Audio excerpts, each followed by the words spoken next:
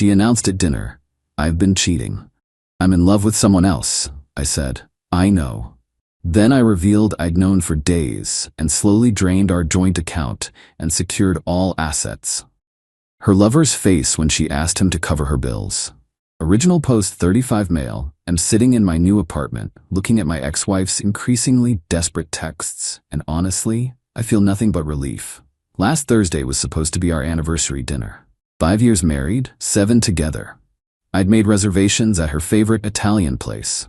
She insisted on inviting her work friend, Blake, 32, and his girlfriend, Melissa, 29. Said it would be more fun as a group. I knew why she really wanted them there. See, I'd known about the affair for exactly 11 days at that point. It started with something small. She left her iPad at home, logged into her messages. A notification popped up while I was working from home. "Can't wait to hold you again," from Blake. My first instinct was denial. Maybe it was a mistake. But then I looked. 3 months of messages, explicit photos, videos, plans to leave me once she figured out the financial situation. My personal favorite was from 2 weeks prior. "He's so clueless, lol. Still thinks I'm working late on the Henderson project." That ended a month ago. I didn't confront her. Didn't cry. Didn't throw things. I just planned. First, I consulted a divorce lawyer quietly. Learned something interesting. In our state, adultery doesn't affect asset division much, but it does affect alimony. In our joint account, legally, I could withdraw up to half without her consent. So I did. Slowly. $500 here, $1,000 there. Transferred to a new account at a different bank. Over 10 days, I moved exactly $23,000, precisely half of our joint savings. Left the rest to avoid legal complications. I also canceled my portion of our streaming services, all in my name. Changed my direct deposit to my new account. Removed her as beneficiary from my life insurance. Documented everything with screenshots and saved to 3 locations. Secured all my important documents. Stopped paying for her car insurance. It was due for renewal. Back to the dinner. We're sitting there, Blake across from me, his girlfriend Melissa looking uncomfortable. My wife Andrea, 33, is practically glowing, keeps touching Blake's arm, accidentally. Halfway through the appetizers, she puts down her fork. "I have something to tell you." Here it comes. "I've been having an affair. I'm in love with someone else. I want a divorce." The table went silent. Melissa's eyes went wide, staring at Blake. He turned pale. I took a sip of wine. "I know." Andrea blinked. "You, what?" "I've known for 11 days, since you left your iPad open to Blake's messages about how clueless I am." Blake started to speak. I held up my hand. "I've already seen the photos, the videos, the messages about your financial plan. By the way, Blake, does Melissa know you've been sleeping with Andrea for 3 months?" Melissa's gasp was Oscar-worthy. "What?" Blake stammered. "Mel, baby, it's not." "I have screenshots," I told Melissa. "Would you like me to airdrop them to you?" She stood up so fast her chair fell over. Wine went everywhere. 3 months? While we were planning our wedding? "Wedding?" Andrea's voice cracked. "You're engaged?" The look on Andrea's face. The absolute shock. The betrayal. Oh, the irony. Melissa threw her drink in Blake's face and stormed out. Blake ran after her, leaving Andrea and me alone. "You knew?" she whispered. "Every detail, including the part where you were waiting for your annual bonus next month to leave me. Sorry about that, by the way. You might need it now." "What do you mean?" "Well, I withdrew my half of our savings, canceled your car insurance, it expired yesterday, changed my direct deposit. Oh, and I already filed for divorce. You'll be served tomorrow. You can't just—" "I can. I did. Everything legally. My lawyer made sure of it." She started crying. "Where am I supposed to go? I assume Blake's place? Oh wait, he lives with Melissa. Well, was living with Melissa. This is cruel. Cruel as cheating for 3 months while planning to blindside me after you got your bonus. I just returned the favor with better timing." Update 1. It's been a week since the dinner disaster, and the entitlement has reached astronomical levels. First, Andrea tried to access our joint account to discover I'd left exactly half, $23,000. She called me screaming that I'd stolen from her. That was our money. Right, and I took my half. The other half is yours. I need that money. Blake and I were going to get an apartment. Blake's broke, isn't he? Silence. Turns out Blake's successful marketing career was actually him living off Melissa's income while he built his brand as an influencer. 15K followers and no sponsors. Melissa owned their condo. Day 3 after dinner, Andrea showed up at my office with her mother, Gloria. Gloria marched up to my desk. "You're gonna fix this right now."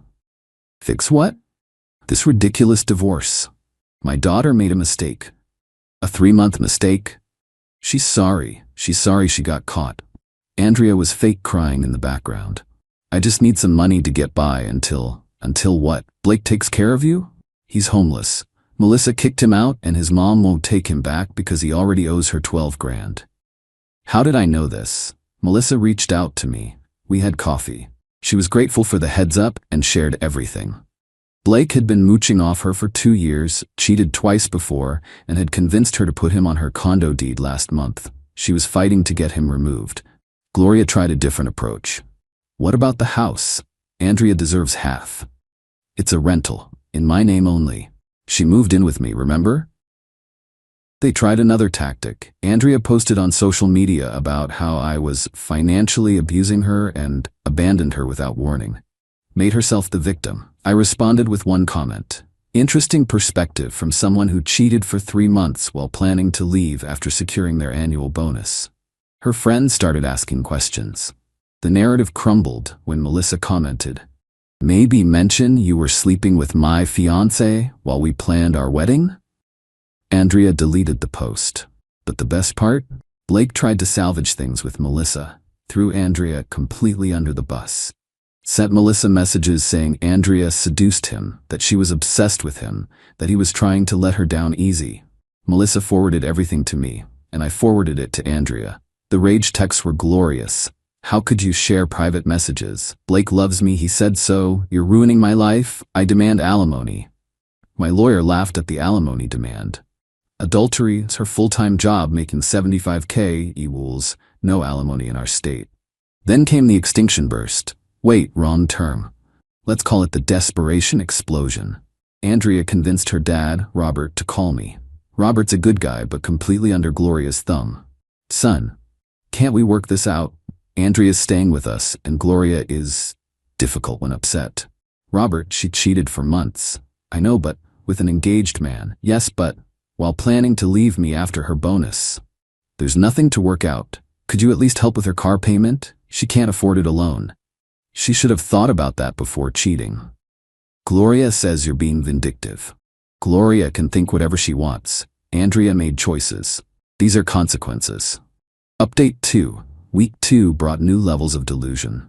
Andrea tried to contest the divorce filing, claiming emotional distress and financial manipulation. Her lawyer, Gloria's friend who owed her a favor, filed a motion for emergency spousal support. The hearing was yesterday. Andrea showed up dressed like she was going to a funeral, clearly trying for the destroyed woman look. Her lawyer argued I'd orchestrated finding out about the affair to maximize financial damage. The judge actually laughed. "Counselor, are you arguing that your client's adultery is somehow the plaintiff's fault? He withdrew money knowing she would need it. Half of the marital savings, his half. Continue." They tried arguing I'd left her destitute. My lawyer presented her employment records. $75 salary, consistent employment for 4 years. Your Honor, she makes more than the median income. She's hardly destitute. The judge denied emergency support. Andrea started crying. Real tears this time. Outside the courthouse, Gloria confronted me. "You're enjoying this." "No, Gloria. I'm not enjoying any of this. I'm just not financing Andrea's affair partner lifestyle. Blake is gone." She ended it. "Because he chose Melissa when she gave him an ultimatum. I have the texts where he called Andrea a mistake and psycho stalker." Andrea heard this. "That's not true." I showed her my phone. Melissa had sent me screenshots of Blake's groveling. He'd thrown Andrea so far under the bus she was roadkill. My desperate ex won't leave me alone. She's obsessed. I only hooked up with her because she threatened to tell my boss I was harassing her. "Mel, you're the only one I love. She means nothing." Andrea grabbed my phone, saw everything. Then she did something I didn't expect. She called Blake right there. Speakerphone. "Big mistake. Baby, I can't talk right now. You said I was a psycho stalker?" "Andrea? What? No, baby, that was just to get Mel off my back. So you're using me? No, I mean, kind of, but Melissa's voice in the background. Is that her? Are you serious right now? Click. Andrea threw my phone at me. I caught it. You did this. You ruined everything. No, Andrea, you ruined everything when you decided to cheat. I just stopped paying for it. Plot twist that afternoon. Blake called Emmy. Bro, we need to talk. We have nothing to talk about. Andrea's crazy, man. She's stalking me. Can you control your woman? My woman? You mean the one you've been sleeping with for 3 months? That was a mistake. She came on to Emmy, said you were abusive, that you neglected her. I have your messages planning dates, calling her baby girl, and saying you love her. I was just, also, she's not my woman anymore. Your problem now. Come on, man, she's blowing up my phone, showing up at my mom's house. Melissa won't take me back because of her. Sounds like a you problem. Can't you take her back? Just until she calms down? The audacity. The sheer, unfiltered audacity. Blake, you slept with my wife for 3 months, and now you want me to take her back so she stops inconveniencing you? When you put it like that, I hung up. But the peak entitlement came this morning. Andrea sent me a Venmo request, $3,500. Note, for emotional damages and half of the bills. I declined it and sent her one for $3,500. Note, for 3 months of therapy I'll need after your affair. She called immediately. This isn't funny. Neither was cheating. I can't afford my life without your help. Then change your life. Blake won't even talk to me. Not my problem.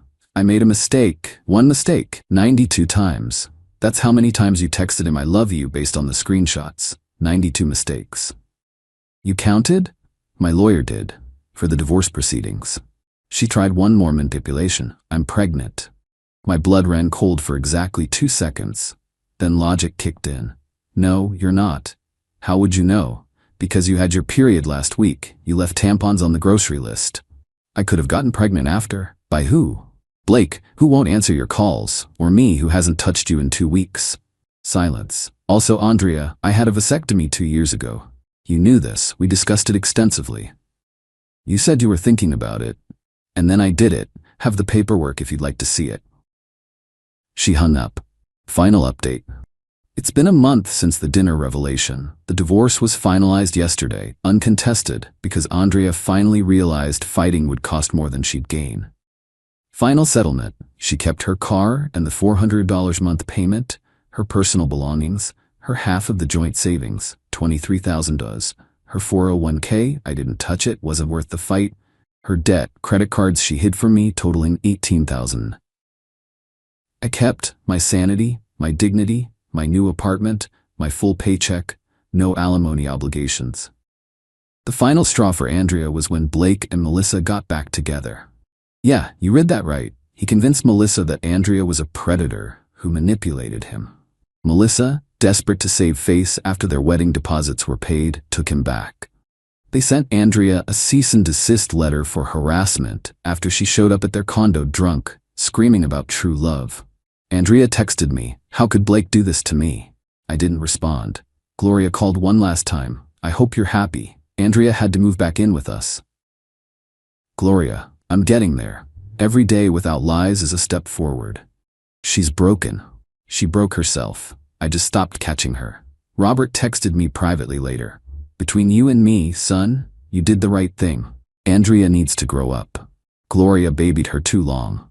Maybe this is the wake-up call she needs. I don't think Andrea learned anything, honestly.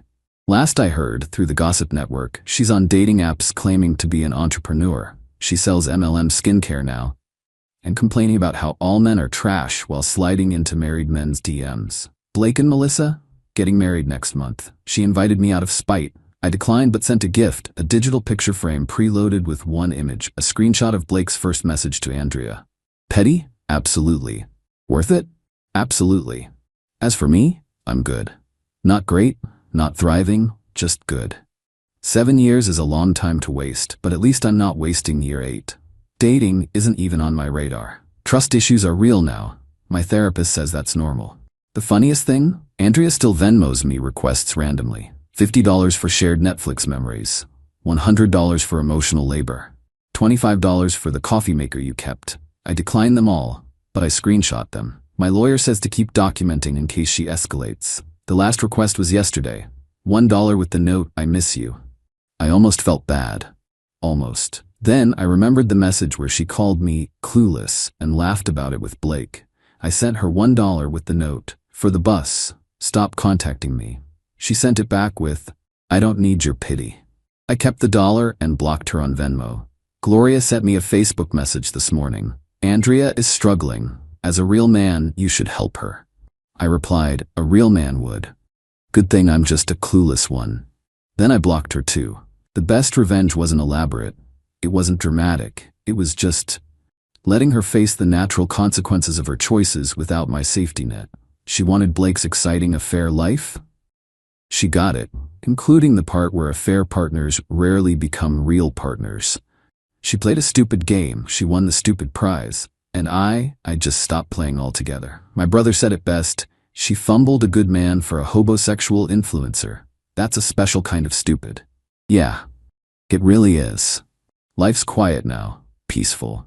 No more wondering if she's really working late. No more Gloria dropping by uninvited. No more financing someone else's fantasy. Just me, my apartment, and the knowledge that somewhere out there, Andrea is trying to sell overpriced skincare while Blake takes couple selfies with Melissa, both of them pretending they didn't blow up multiple relationships for a 3-month mistake. The universe has a sense of humor. I'm just glad I'm not the punchline anymore. To everyone asking, no, I don't regret being harsh. When someone shows you who they really are, someone who can smile at you over breakfast while texting their affair partner about how stupid you are, believe them, and then protect yourself accordingly. To the people saying, I should have tried counseling. Counseling is for problems, not for someone actively planning their exit while using you as a financial bridge.